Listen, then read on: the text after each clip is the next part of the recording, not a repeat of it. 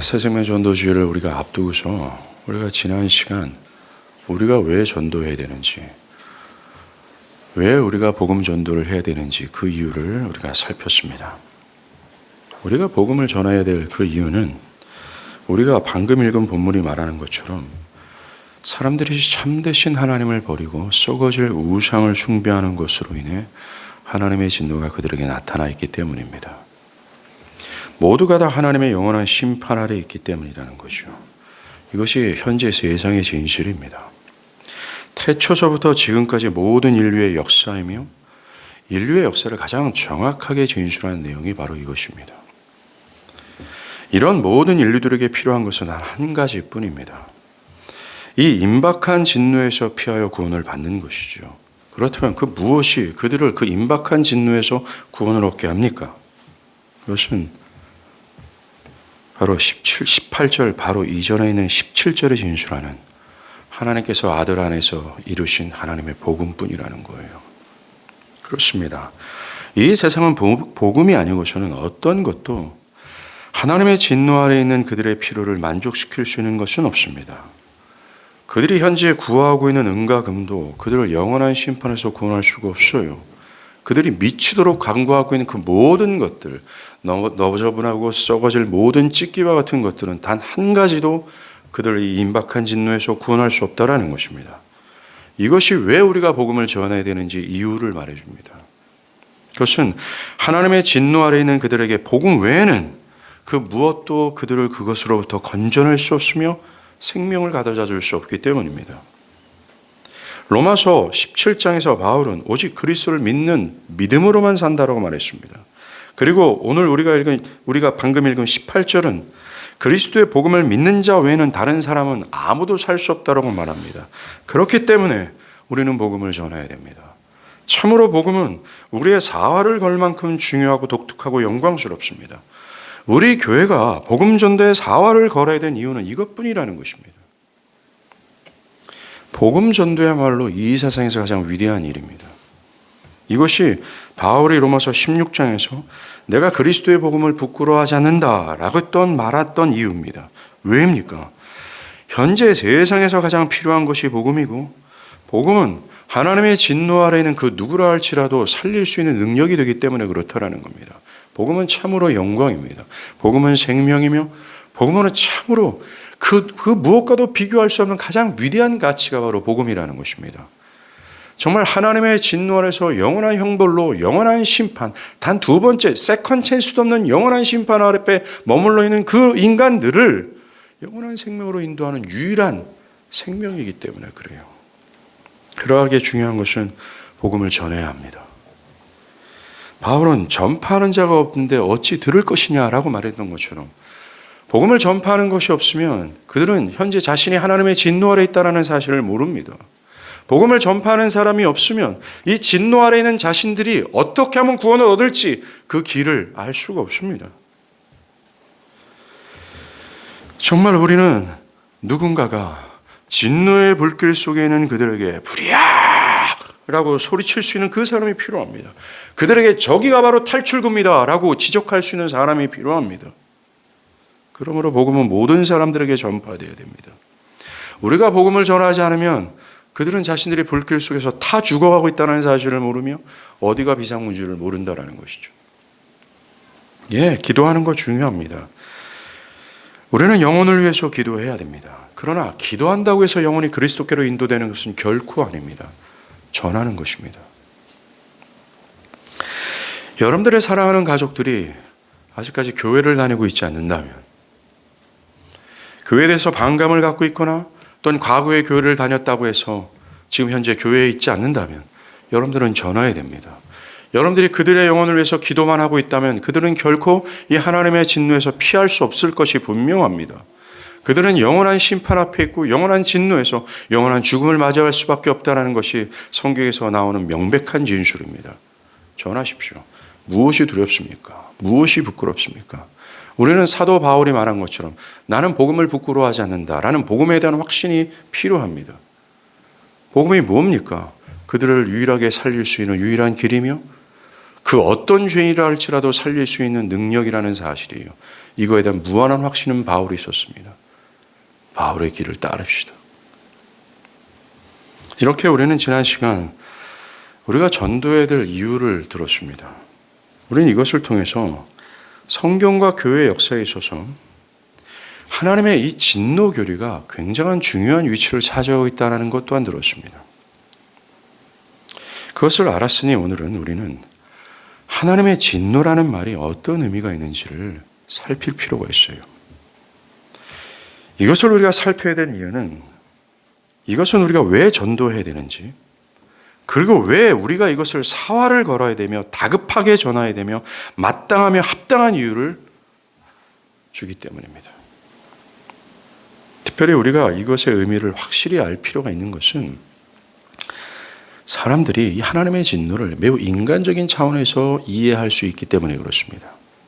어떤 사람들은 하나님의 진노를 어떤 과격한 것을 생각하는 경향이 있습니다. 통제력을 잃어버리고 정신을 차리지 못하는 사람들을 생각나게 하는 경우가 있다는 거예요. 많은 사람들이 하나님의 진노를 인간적 차원에서 그렇게 생각할 수 있기 때문입니다. 그러나 하나님의 진노는 결코 그런 뜻이 아닙니다. 하나님의 본성과 또 그분의 성품을 의거했을 때 하나님의 진노의 형태는 절대로 그것을 상상할 수 없습니다. 하나님의 진노는 죄에 대한 하나님의 본성적인 태도며 반응이에요. 죄를 미워하시는 하나님의 혐오를 뜻하는 것입니다. 하나님은 죄를 미워하세요. 하나님께서는 죄를 역겨워하십니다. 매우 혐오하시죠. 거룩하신 하나님과 반대되는 모든 것은 하나님은 미워하십니다. 어두움, 죄, 사탄의 영역, 이 모든 것은 하나님께 미움을 받습니다. 하나님의 진노가 뜻하는 바는 죄를 보실 때 하나님께서 심히 역겨워하시고 혐오하시며 하나님의 공의와 의를, 죄를 깊이고 심판하신다는 거예요. 자연스러운 하나님의 반응이라는 겁니다. 죄에 대한 반응, 그게 바로 하나님의 진노라는 거예요. 사실 기독교 교리 중 이 교리만큼 논쟁적이고 사람들이 싫어하는 교리는 없을 겁니다. 그러나 하나님의 진노는 성경에 나와 있는, 더 나아가 성경에서 매우 핵심적이고 주된 메시지 중에 하나이며, 하나님의 진노는 필연일 수밖에 없다는 것입니다. 우리가 하나님의 성품과 하나님께서 거룩하시다라는 것을 이해한다면 자연스럽게 하나님의 진노는 필연적일 수밖에 없다라는 것을 이해할 수밖에 없어요. 하나님은 본성적으로 한 점의 어둠과 죄와 악을 허용할 수 없는 거룩한 분이시기에 그 앞에서 죄가 그대로 묵과되어 존재할 수 없습니다. 하나님의 거룩은 죄와 불의에 대해서 돌파할 수밖에 없다는 거예요. 이처럼 하나님의 거룩은 하나님의 진노의 교리가 필연일 수밖에 없다는 것을 가르쳐 줍니다. 이처럼 하나님의 본성적인 모든 것과 그의 거룩함은 죄에 대하여 그렇게 반응할 수밖에 없음을 성경은 진술합니다. 하나님은 죄를 다루셔야 되고 죄를 얼마나 미워하시는지를 보여주셔야 됩니다. 그렇게 하시는 것은 하나님의 거룩함과 위대함과 영광의 일부예요. 오늘 우리가 읽은 구절이 이 사실을 잘 보여줍니다. 하나님의 진노가 무엇 앞에 나타났다고 얘기합니까? 불의로 하나님의 진리를 막는 모든 경건치 않음과 불의에게 나타났다고 말합니다. 불경건, 즉 불의, 하나님을 버리고 썩어질 것을 우상하는 것입니다. 하나님을 중심으로 두지 않고 자기의 견해와 정신을 중심으로 두는 거죠. 하나님의 중심적 삶이 아니라 자기가 중심이 되는 삶입니다. 이것이 바로 타락한 아담서부터 시작되어졌던 하나님 앞에서 불의를 얘기합니다. 불의에 대해서 하나님은 반응할 수밖에 없어요. 그것이 바로 진노입니다. 불의가 나은 것은 바로 불경건, 즉 하나님이 아니라 썩어질 우상을 섬기는 것이죠. 하나님이 아니라 자기 멋대로 생활하는 것이며 멋대로 생각하는 것이며 멋대로 자기 견해와 정신을 추구하는 것입니다. 오늘날 교회나 이런 사람들이 허다합니다. 사람들은 교회라는 관점을 바라보더라도 성경을 투영하여 바라보지 않고 자기 견해, 사회가 이것저것 얘기하는 그 견해를 투영하여 교회를 바라볼 정도라는 거죠. 그런 불경건에 대해서 하나님이 반응하는 것이 진노라고 말합니다. 하나님의 진노가 누구에게 나타났습니까? 불의와 불경건이라는 거예요.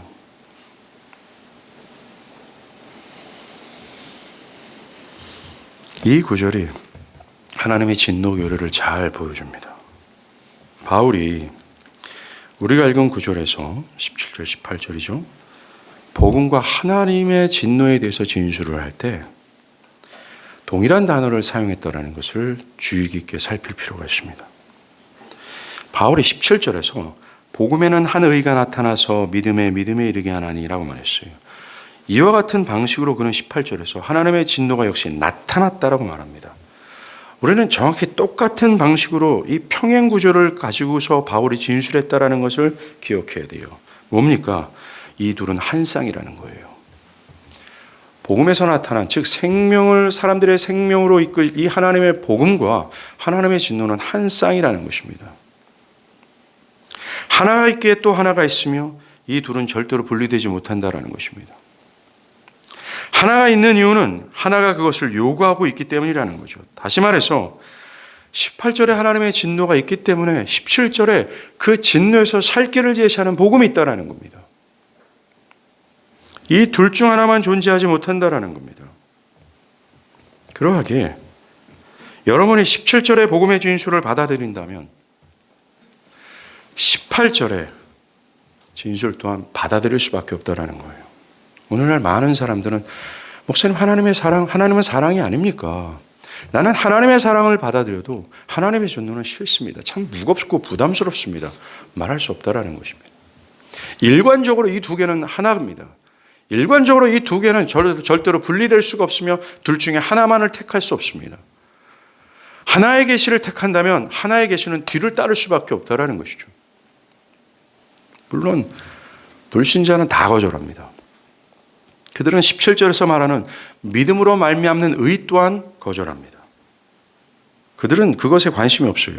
의의 필요성을 전혀 느끼지도 못해서 그들은 그것을 거절합니다. 거기에 따라 물론 하나님의 진노도 믿지 않습니다. 그들은 언제나 이런 똑같은 일관성을 가지고 있습니다. 17절은 믿지만 18절은 싫어합니다. 말하는 건 논리적으로 맞지 않는다는 것이죠. 그러기에 저는 확실하게 말씀드릴 수 있는 것이 있습니다. 그것은 하나님의 진노를 말하는 18절을 믿지 않는 한 유일하게 살 길을 제시하는 17절도 궁극적으로 믿을 수 없다는 것이에요. 18절에서 하나님의 진노가 나타난다는 사실을 보고 충격을 받아 그것을 믿지 못한다면 17절에 말하는 복음의 필요성은 절대로 느끼지 못할 거라는 거예요. 여러분들, 위대한 종교개혁자 마틴 루터가 17절 의인은 오직 믿음으로 말미암아 살리라 라는 사실을 왜 받아들였는 줄 아십니까? 18절에 하나님의 진노가 내 앞에 있다는 사실을 확신했기 때문입니다. 그러하기에 나는 복음은 받아들여도 하나님의 진노는 받아들일 수 없습니다 라는 말은 논리적이지도 않고 일관적이지 못하다라는 거예요. 그렇기 때문에 하나님의 진노 교리에 대해서 부정하거나 또 어려워하면서 나는 17절에 말하는 복음을 받아들였습니다. 말하는 사람들은 가당치 못한 입장이죠. 그러나 불행하게도 오늘날 교회 안에 이런 사람들이 많습니다. 18절에 하나님의 진노 교리에 대해서 충격을 받지도 않았고 심지어 그것을 싫어하는 입장을 취한다 말하면서 17절에 나는 복음을 받아들였습니다 라고 말하는 사람들이 즐비하죠. 그 하나님의 진노가 나타났다는 사실에 대하여 절망하고 슬퍼하며 두려움이 없는데 그 하나님의 진노가 그 사람의 각 영혼에게 아무런 영향을 끼치지 못했어요. 그런데 나는 17절의 복음을 받아들였다가 나는 구원을 받았다라고 말합니다. 즉 내가 하나님 앞에서 죄의 상태에 있다라는 이 사실을 알지 못하는데 나는 죄로부터 구원을 받았습니다 라고 말하는 사람들이 즐비하다라는 거예요. 단언컨대 그 사람의 신앙의 모습에서는 경건의 모양은 나올 줄 모르지만 절대로 경건의 능력은 나올 수 없습니다. 자기를 구원하신 그 그리스도의 은혜에 압도되어 그 하나님이 주신 놀라우신 은혜가 힘으로 작용하여 자기를 부인하고 그리스도를 따라가는 경건의 능력은 있을 수 없어요. 여러분들, 신앙은 말입니다. 경건의 모양이 아니라 능력의 영역이에요. 실제라는 겁니다. 이 진노에서 나를 구원하신 복음이 힘이 되어서 그렇게 되어지는 것이 바로 신앙이라는 것이죠.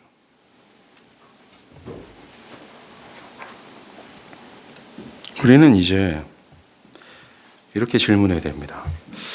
하나님의 진노가 나타났긴 나타났는데 어떻게 나타났습니까? 바울은 하늘로부터 나타났다고 말합니다. 하늘, 즉 하나님의 권위 아래서 그 진노가 나타났다고 말하는 것이죠. 불의와 불경건에 대해서 필연적으로 반응할 수밖에 없는 하나님의 진노를 나타내셨는데 아주 명백하게 분명하게 나타나셨다라는 것입니다. 하나님의 진노가 모든 경건하지 않음과 불의에 대해서 나타났다고 하는데 저는 이제부터 그것이 어떻게 나타나는지 말씀을 드리겠습니다. 첫 번째, 하나님의 진노는 사람의 양심을 통해서 나타납니다. 아니, 하나님의 진노는 사람의 양심에 나타납니다. 모든 사람들이 선악의 의식을 가지고 있다는 사실을 성경이 진술합니다. 바울은 로마서 2장 15절에 제가 현대어 번역을 읽어드릴게요. 우리가 갖고 있는 이 성경이, 이 번역이 이 15절이 굉장히 어렵습니다. 이해하기가. 그래서 현대어 번역을 읽어드릴 텐데, 그런 사람은 율법이 요구하는 일이 자기 마음에 적혀 있음을 드러내 보입니다. 그들의 양심도 이 사실을 증언합니다. 그들의 생각이 서로 고발하기도 하고 변화하기도 합니다. 예. 모든 사람 안에 선악을 알 수 있는 어떤 것이 있다라고 얘기하고 있어요. 심지어 율법의 요구, 즉 옳은 것을 따라야 되고 악한 것을 반대해야 된다라는 것이 사람의 양심 안에 증언되고 있다라고 말하고 있습니다. 누구나 죄와 악과 범죄는 심판당해야 된다라는 의식을 가지고 있습니다. 하나님의 진노 교리를 미워하는 사람들도 이 악은 반드시 심판받아야 되며 반드시 심판받게 될 거라는 의식을 가지고 있습니다. 이것이 바로 양심의 증언이에요. 어디서 왔겠습니까? 이 양심이? 예, 하나님이 친히 그들의 양심에 이것을 심으셨다라는 겁니다. 양심의 가책을 받는다는 사실이 지금 우리가 다루고 있는 하나님의 진노가 불의에 대하여 나타났다라고 하는 것의 하나의 증거예요. 여러분, 사람이 죄를 지으면 반드시 어떤 비참함, 수치의 생각이 들게 됩니다. 가책에 대한 짐을 느끼죠. 그것은 필연적인 일입니다. 그것은 자동적으로 일어납니다. 어째서 그런 일이 일어날까요? 사람이 죄를 지으면 어느 사람이든지 자기가 악을 행하고 있다는 것을 어째서 느낍니까? 순간적으로든지 자기가 악한 것에 대해서 불안한 마음을 가지게 되는 것이 어찌 그렇습니까? 죄 때문에 고통하는데 그 이유가 뭡니까? 예. 이 모든 것이 하나님의 진노가 나타나는 현상으로서 그들의 마음의 양심의 가책을 느끼는 것은 양심의 활동의 결과예요. 이렇게 하나님은 양심을 통해 하나님의 죄를 혐오하시고 미워하시며 그것에 대응하는 어떤 심판을 내리신다라는 하나님의 진노를 나타내십니다. 근데 문제는 성경에서 양심의 화인 맞았다, 죽은 양심이라는 단어가 나오잖아요. 그것은 최소한의 불신자라 할지라도 하나님은 악과 죄에 대하여 양심의 가책을 느끼는 그 활동함을 심으셨음에도 불구하고 양심의 화인 맞은 사람들은 악과 죄를 지어도 아무런 고통도 가책도 두려움도 비참도 슬픔도 느끼지 않는다라는 겁니다. 저는 이 말씀이 우리가 청년부가의 좌메가도 목사님의 책을 가지고 이 양심의 문제를 한번 공부한 적이 있는데, 오늘날 교회 안에서 하나님의 말씀을 들음에도 불구하고 회개치 않는 사람들이 있어요.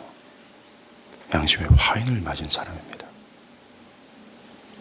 어떤 사람들은 제가 목회하면서 수없이 경험하는 것 중에 하나가, 저 김영채 목사가 나를 표적해서 얘기하는 거구나, 나한테 불만이 있는구나 라는 식 정도로만 하나님의 말씀을 듣습니다. 자기가 분명히 잘못되어 있고 자기의 견해가 잘못되어 있으며 자기의 신앙이 잘못되어 있음에도 불구하고 가책과 두려움과 슬픔, 돌이키고자 하는 의지가 없어요. 죽은 양심입니다. 화인 맞은 양심이죠. 여러분은 어떻습니까? 우리는 생각해 봐야 돼요. 분명히 생각해 봐야 됩니다. 여러분들의 죽음 이후에는 회개할 수 있는 기회는 단 한 번도 없다는 걸 기억하십시오. 여러분들이 지옥불에 떨어졌을 때 그때 가서 회개는 여러분들의 영혼에 아무런 영향을 줄 수 없습니다. 절대로 세컨 찬스는 없습니다. 매주일 선포되는 하나님의 말씀은 여러분들이 회개할 수 있는 기회를 제공하는 것이며 여러분들이 살 수 있는, 하나님이 보시기에 기뻐하실 수 있는 상태가 될 수 있는 하나님이 주신 영원한 기회라는 것을 기억하길 바라요. 예, 하나님은 오늘날에도 우리의 양심을 통해서 하나님의 진노를 나타내십니다. 두 번째로 하나님의 진노가 어떻게 나타나는가? 그것은 죄의 결과를 통해서도 나타납니다. 예를 들어서 자연 법칙을 어기면 어떤 확실한 징벌을 당하게 되죠. 건강 법칙을 잃으면 건강에 해를 입게 되고 머지않아 건강 법칙을 어긴 대가를 지불하게 됩니다. 네. 맨날 고기 먹고 맨날 앉아가지고 빈들빈들 누워서 스마트폰을 하십시오. 그 건강 법칙을 어긴 이 사람에게 찾아오는 질병이 뭡니까? 저는 고지혈증이라고 생각합니다. 그리고 배가 산처럼 올라서게 될 거고 거기에는 기름기가 철철 흘러 넘쳐서 온갖 질병과 병균들이 그 몸 육체를 지배하게 될 거예요. 오, 무서워라. 저는 지금 저를 상상해서 얘기하는 겁니다.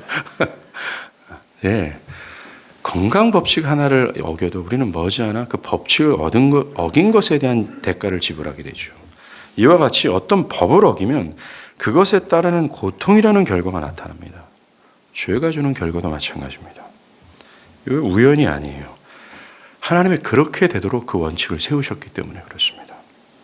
창세기 3장에서 모든 기초를 우리가 발견할 수 있는데 하나님께서는 죄를 지으면 그 다음에 어떤 확실한 결과들이 따라오도록 정해놓으셨습니다. 하나님의 진노가 죄에 대한 결과로 나타날 것이라는 것이죠. 결국 사람이 죄를 지었습니다. 그것 때문에 즉각 하나님의 정해 놓으신 죄의 결과들이 현재 고통으로 나타나는 겁니다. 죄를 지은 이후 계속 그러한 고통을 겪게 되는 거죠. 질병, 아픔, 이 모든 것이 사람의 타락의 직접적인 결과의 일부분이에요. 현재 수많은 사건과 사고, 고통과 원치 않는 불행은 죄의 결과로서 그것은 하나님의 진노가 나타났다는 것을 증언하고 있는 것입니다. 세 번째로 하나님의 진노가 창세기 3장에서 확실하게 발견되는데 피조 세계의 상태가 죄를 미워하는 하나님의 진노를 나타냅니다. 여러분들 창세기 3장에서 아담과 하와가 죄를 짓는 순간 하나님은 피조 세계에 대해서 저주하셨어요. 진노를 나타내신 겁니다. 뭡니까? 가시덤불과 엉겅퀴를 낼 거라고 말씀하셨어요. 세상에서 나타나는 가시와 엉겅퀴는 죄의 결과입니다. 죄의 심판에 대한 일부죠. 죄를 향한 진노하시는 하나님의 진노의 일부분입니다. 예를 들어서 세상에서 가장 아름다운 정원이 있다고 생각해 보세요. 굉장히 완벽한 정원입니다. 근데 그 정원을 1년 내지 또 2년 동안 그대로 방치해 둔다고 생각해 보십시오. 정원 온통 가시덤불과 엉겅퀴가 그 모든 정원을 황폐하게 만들게 될 겁니다. 타락 때문입니다. 곧 죄에 대한 하나님의 진노가 나타나는 것 중에 일부를 보여주는 거예요. 자연세계를 통해서. 그래서 바울은 로마서 8장 22절에 피조물이 다 이제까지 함께 탄식하며 함께 고통을 겪고 있는 것을 우리가 안다라고 말합니다. 즉 모든 피조세계가 죄로 인해서 하나님의 진노를 받고 있고 그 하나님의 진노를 받고 있다라는 사실을 보여주지 않느냐라고 말하면서 로마서 8장 19절에 바울은 모든 자연세계가 하나님의 나타나심과 구원을 고대하고 있다라고 말합니다. 그 모든 피조세계, 이 자연세계가 이 구원을 고대하는 이유가 뭡니까? 모든 자연세계가 죄로 인해 하나님의 진노를 받고 있고 그것을 나타내 보이기 때문이다라는 겁니다. 네 번째로 하나님의 진노가 어떻게 나타나는가에 죽음을 통해서 나타납니다. 모든 사람은 죽음을 피할 수 없죠. 모두가 죽습니다. 이것이 죄에 대한 하나님의 진노의 보편성을 증거하는 것이다 라고 바울은 말합니다. 모든 죽음은 죄의 결과예요. 죄를 심판하시는 하나님의 진노의 일부분입니다. 하나님께서 아담에게 선악과를 먹는 날 정령 죽을 것이다 라고 하셨습니다. 이 말은 아담과 하와가 죽지 않을 수도 있다라는 거예요. 그러나 죄 때문에 가능성은 상실했습니다. 죄에 대한 형벌은 죽음이에요. 죄를 짓고 나서 사망이 보편적인 것이 되어버렸습니다. 모든 사람들이 죽었다, 죽어가고 있다 라는 이 사실은 하나님이 죄에 대해서 현재 시점에서도 또 앞으로도 나타났고 나타낼 것이다 라는 증거 중에 하나입니다. 다섯 번째로 하나님의 진노는 인류의 역사 전체 가운데서 나타났어요. 성경의 역사가 있고 성경 밖에 일반 역사가 있죠. 특별히 성경의 역사는 하나님의 진노를 확실하게 보여줍니다. 가장 먼저는 창세기 3장입니다. 아담과 하와가 죄를 범하죠. 그 죄에 대한 하나님의 반응이 무엇입니까? 에덴 동산에서 쫓겨나 먹고 살기 위해서는 그들이 죽기를 각오해야 겨우 먹고 살 수 있게 되었고, 여자는 잉태하는 고통과 수고를 당하게 되었고, 여자는 남편에게 복종하게 되었습니다. 이게 창세기 3장에서 나타났어요. 그런 일은 오늘날까지도 계속 이어지고 있습니다. 바울은 디모데전서 2장에서 이 점을 다시 한번 우리에게 상기시키는데, 거기서 바울은 이 모든 고통이 아담과 하와의 죄에 대한 하나님의 진노의 나타남의 결과라고 말합니다. 여러분, 죄가 궁극적으로 멈춰지기까지, 죄가 완전히 종결되기까지 이 진노의 결과는 계속해서 이어질 수밖에 없어요. 다음은 가인의 경우가 있습니다. 창세기 4장에 나오죠. 에덴 동산에서 추방당한 직후에 가인을 통해 죄에 대한 하나님의 진노가 나타났음을 또 계시하고 계세요. 거룩하신 하나님이 죄를 싫어하신다라는 것을 또 계시하신 겁니다. 죄의 직접적인 당사자인 아담과 하와에게만이 아니라 타락한 인류에게 이어지는 모든 인류들의 죄에 대하여 하나님의 진노는 확실하게 나타날 것임을 그 먼 옛날 확증하셨다라는 거예요. 그 어떤 예외도 두지 않겠다라는 하나님의 메시지라는 겁니다. 죄에 대한 하나님의 진노는 예외가 없을 거라고 하는 확실한 증거로서 첫 번째 말뚝을 받고 시작한 거예요, 성경은. 이것을 통해서 우리는 이 교리가 얼마나 성경에서 전하고 싶어하는 중요한 사안임을 알 수 있어요. 사실 창세기 1장, 2장을 지난 그 직후부터 하나님의 진노 교리는 성경을 가득 메우고 있습니다. 나는 죄에 대해서 이렇게 반응할 수밖에 없는 거룩하신 하나님이다. 나는 죄를 좌시하지 않겠다. 나는 죄 앞에서 이렇게 반응할 수밖에 없으며 죄를 이렇게 기필코 심판했고 또는 심판할 것이다. 이 메시지로 가득합니다. 우리는 이 경고를 들을 수 있어야 돼요. 하나님이 죄를 미워하시고 혐오하신다는 사실을 무감각하게 듣지 않기를 바랍니다. 이것을 무시하지 않기를 바랍니다. 이것을 가볍게 미소로 넘기는 불신자와 같은 태도를 보이지 않기를 바랍니다. 그리고 더 나아가 오늘 본문 17절 복음의 필요성이 얼마나 중요한지, 우리가 복음 전도의 사활을 걸어야 되는 그 이유를 깨닫길 간절히 바라요. 그 다음 홍수 사건이죠. 죄로 관영한 세상을 하나는 물로 심판하셨습니다. 홍수는 하나님께서 인류의 죄를 심판하는 것인데 가장 무섭고 가공할 방식으로 인류의 죄에 대해서 진노를 퍼부으신 사건이에요. 이 사건을 통해서 거룩하신 하나님이 죄를 얼마만큼 혐오하시고 미워하시는지를 드러내셨습니다. 그 다음 창세기 11장 바벨탑 사건이죠. 그 다음 소돔과 고모라 사건입니다. 이렇게 역사 속에서 하나님의 진노는 분명하게 나타났습니다. 하나님 죄를 미워하신다, 죄를 혐오하신다, 시루라키 같은 죄 하나도 용납하지 않으신다라는 사실을 증언했습니다.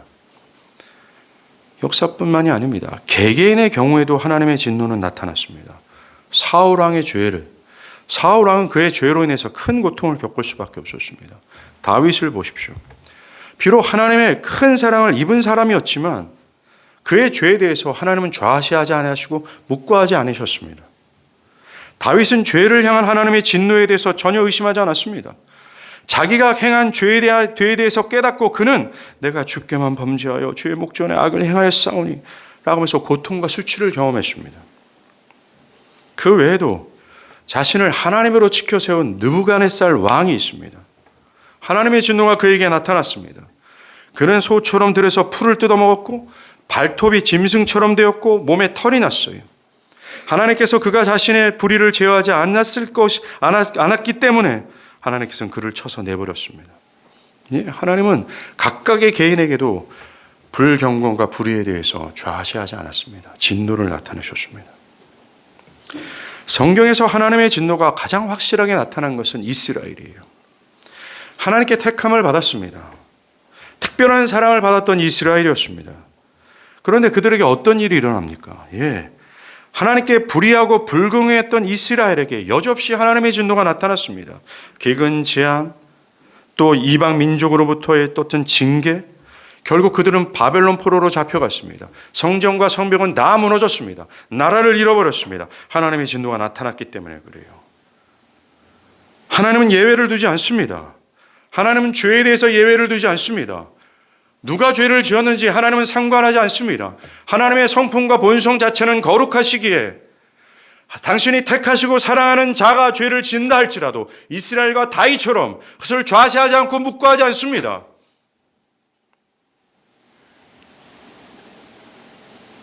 만약 여러분이 하나님의 법을 복종치 않고 하나님으로부터 떠나 있다면 하나님께서는 여러분들을 던지실 겁니다. 하나님은 자신의 택한 백성도 던지셨습니다. 이것은 구약의 중요한 메시지예요. 오늘 우리가 신약 성경의 중요한 진술을 읽지 않았습니까? 하나님의 진노가 나타났다고.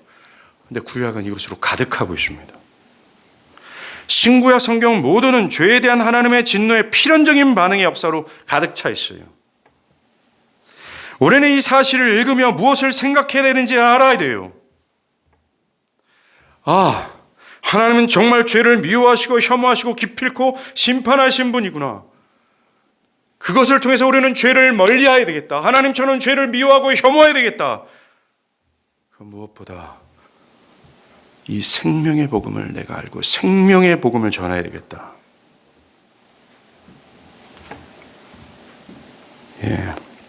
성경의 역사뿐만 아니라 일반 역사도 마찬가지입니다.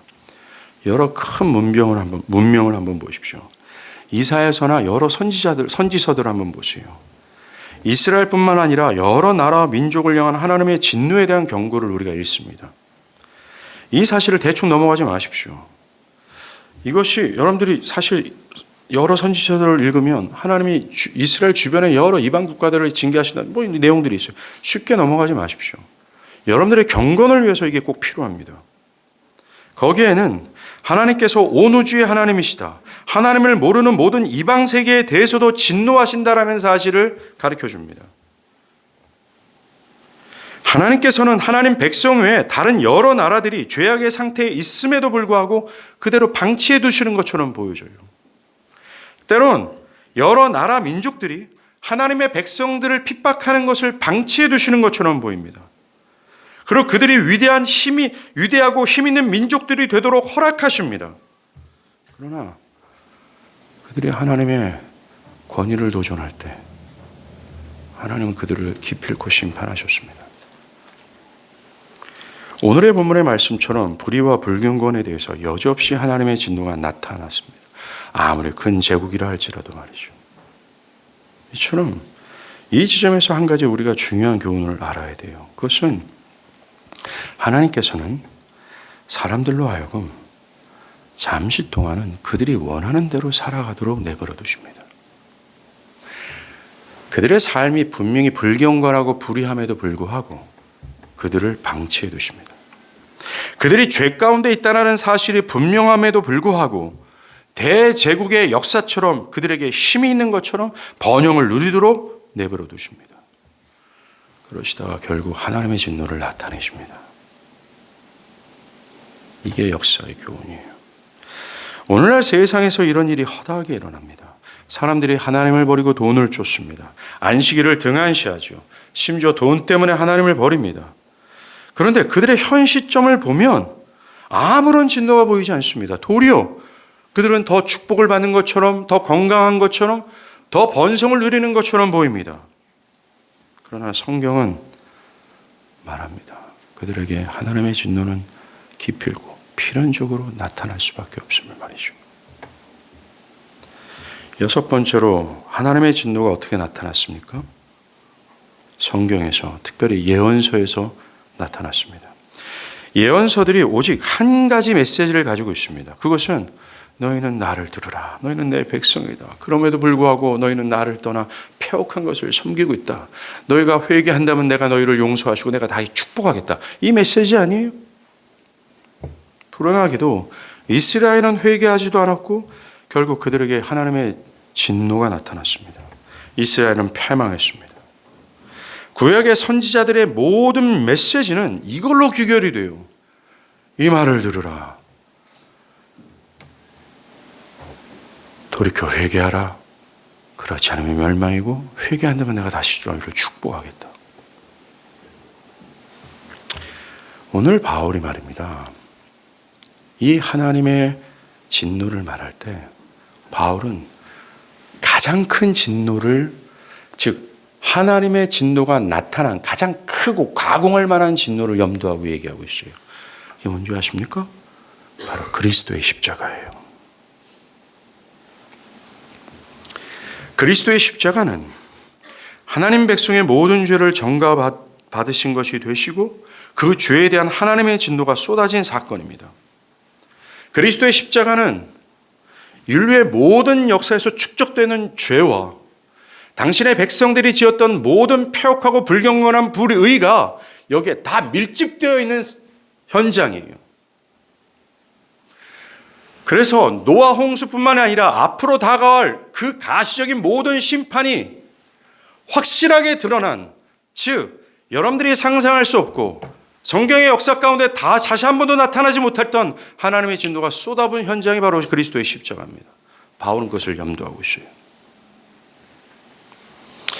그러기에 십자가를 감상주의적으로 이해하거나 십자가에서 달리신 예수를 불쌍하다라고 할 그 어이없는 생각은 버려야 됩니다. 십자가는 불의와 불경건에 대한 하나님의 진노가 거침없이, 그 무엇도 가리지 않고 조금의 자비 없이 거침없이 쏟아지는 장소예요. 기억할 것은 원래 그 진노는 나를 향해 있었습니다.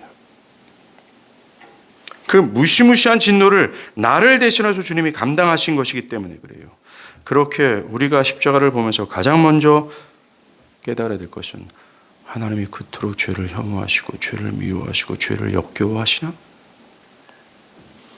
그분이 그렇게까지 거룩하신 분이신가? 이 사실을 깨달아야 됩니다. 이 사실을 깨닫지 못한다면 여러분들은 십자가를 통해서 찬란하게 드러나는 하나님의 사랑을 조금 더 느끼지 못할 겁니다. 십자가는 죄에 대한 하나님의 태도가 어떠한지를 말한 거예요. 좋아, 나는 너희의 죄를 그냥 덮어버릴 거야 라고 하지 않는 분이라는 겁니다. 하나님 우리를 사랑하셔서 우리를 구원하시기 위해서 죄를 덮을 거야 라고 하지 아니하시고 그 죄의 문제를 아들을 죽이시기까지 죄를 미워하시고 혐오하신다라는 겁니다. 십자가는 하나님의 진노에 대한 궁극적인 선언이에요. 죄에 대한 하나님의 확실한 반응입니다.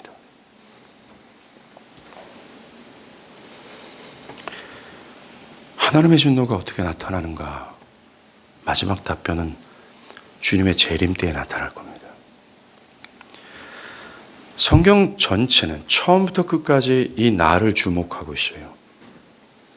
모든 것은 그 날을 고대하고 있습니다.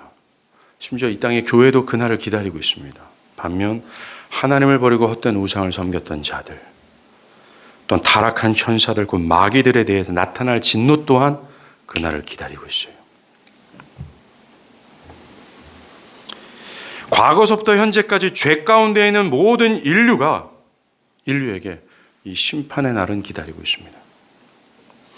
악에 대한 하나님의 의로운 심판과 진노가 나타나는 그날을 기다리고 있어요. 그래서 우리가 복음을 전할 때 가장 첫 번째 요점은 언제나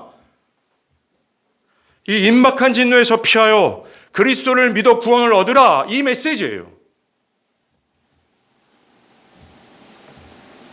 우리가 생각할 것이 있습니다. 그것은 하나님의 진노가 죄에 대하여 미래가 아니라 죄를 짓는 즉시, 지금 즉각적으로 나타날 수도 있습니다. 예, 역사를 통해서 우리는 그것을 쉽게 찾아볼 수 있어요. 그러나 언제나 그런 것은 아닙니다. 때론 하나님의 심판과 진노가 연기되기도 합니다. 뒤로 미루어진다는 거죠. 디모데전서에서 이 점을 바울이 말합니다. 어떤 사람들의 죄는 밝히 드러나 먼저 심판에 나아가고, 즉 죄를 짓는 즉시 현 시점에서 심판을 받고, 또 어떤 사람들의 죄는 그 뒤를 따른다, 연기된다는 겁니다. 성경은 그 점을 확실하게 말합니다. 어떤 사람들은 죄를 지어도 무사한 것처럼 보입니다. 어떤 어려운 일을 겪지 않아요. 어떤 어려움도 일어나지 않습니다. 그래서 사람들은 하나님의 진노, 하나님의 심판은 없을 거라고 생각을 합니다. 이 세상에 이런 일을 허다하지요. 정말 악인이 심판이 아니라 성공을 거두고 하나님을 만홀히 여기는 자가 떵떵거리는 삶을 삽니다. 시편 73편이 이 문제를 말해요. 여러분들, 홍수 이전의 사람들은 노아를 비웃고 조롱했습니다. 여러분들 알다시피 노아는 120년 동안 방주를 지으면서 이 복음을 전했어요. 곧 비가 올 거다. 곧 비가 올 거다. 하나님 물로 이 세상을 심판할 거다. 피해라. 임박한 진노를 피해라. 비가 올 거다 말했습니다. 그 얘기를 들었던 모든 사람들은 비웃고 조롱했어요. 120년 동안 아무런 현상이 일어나지 않았기 때문에 그렇습니다. 계속해서 하나님은 이 심판을 유보시키셨어요. 그리고 그 복음을 들었던 사람들 중에 비를 경험하지 않고 죽었던 사람들이 있습니다. 그 사람들이 말합니다. 아무 일도 아니라자. 무슨 하나님의 진노야? 라고 말하고 있어요. 하지만 그런 일은 기필코 일어났습니다. 현 시점에서 죄 가운데 있어요. 불경건한 가운데 있습니다. 그들의 삶에는 아무런 어려움도 없습니다. 하나님의 진노도 하나님의 심판도 없습니다. 그래서 그들의 마음속에는 나는 심판받지 않게 될 거야. 나는 떳떳한 사람이야. 나의 삶의 문제는 아무것도 없어. 아무 문제도 없어. 라고 생각할 수 있습니다. 그러나 성경은 얘기합니다. 그 유보된 심판은 내려질 것이라고 말하고 있어요. 이처럼 성경과 역사는 죄에 대한 하나님의 진노를 분명히 밝힙니다. 그러면서 하나님의 심판을 경고하고 회개를 촉구하고 나아가 축복을 약속합니다. 이 사실이 중요해요. 하나님은 그저 진노만을 경고하신 것이 아니라 그 진노를 피할 수 있는 살 길을 제시하는 사랑의 하나님이라는 겁니다. 그 살 길을 제시하는 것을 구약에서는 선지자들이 감당했다면 교회 시대에서는 그 사역을 교회가 감당하도록 하나님은 부르셨습니다. 그러하게 우리는 하나님의 진노 아래 있는 죄인들에게 긴급하고도 간절히 복음을 전해야 됩니다. 여러분들의 형제와 자매가 죄 가운데 있음에도 불구하고 삶에 아무런 문제가 없어요. 하나님의 심판이 보이지 않습니다. 그들은 그것 때문에 자기는 아무런 문제가 없고 자신은 죄인이 아니라고 확신합니다. 여러분들은 그와 같은 관점으로 그 사람들을 바라보고 있습니까? 그들의 삶이 술술 풀리는 문제 때문에 그들에게 하나님의 심판이 없을 거라는 착각 속에서 그런 관점으로 그 사람들을 바라보고 있습니까? 커다란 오산입니다. 엄청난 오류입니다. 그들의 미래는 진노가 있을 거예요. 하나님의 심판은 그 하나님의 성품과 거룩함을 생각할 때 그들의 쌓여있는 하나님의 심판은 더 클 수밖에 없음을 기억하십시오. 다가오고 있습니다. 그들이 심판받는 시간은 그들의 종말의 시간과 똑같아요. 그들의 죽음의 시간과 함께 그들은 하나님의 진노 앞에 서게 될 겁니다. 그들에게 살 길은 17절의 소망밖에 없어요. 하나님이 그리스도 안에서 일하신 그 복음의 생명을 믿는 길밖에 없다라는 사실입니다. 전하십시오. 특별히 아무런 삶의 문제가 없이 평탄하고 잘 먹고 잘 사는 여러분들의 형제자매 부모들에게 자녀들에게 이 복음을 하루속히 전하십시오. 그들에게 하나님의 진노가 나타나지 않아서 그들은 불경건과 불의가 없는 것처럼 보이는 사람들이 있다면 더 빨리 전하십시오. 머지않아 올 겁니다. 기도하시겠습니다.